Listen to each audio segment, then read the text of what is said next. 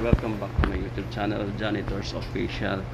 So for today's video, gagawa po tayo ng exercise na para sa ating mga hita.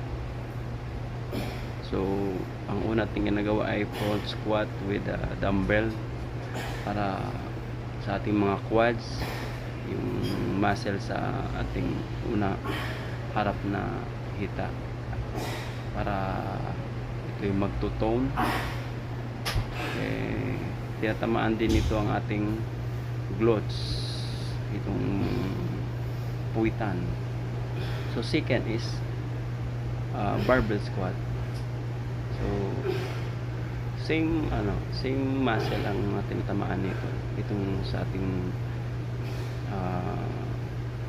puwitang bahagi at itong hamstring naman. So kung mapapansin mo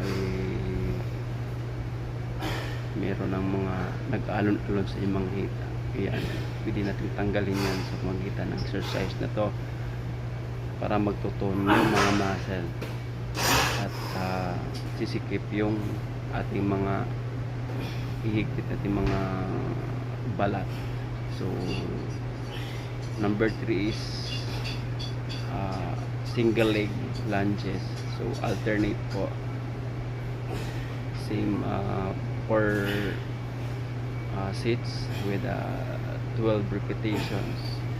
Kung mas madadagdagan mo ng ilang bilang is mas maganda. Ayan.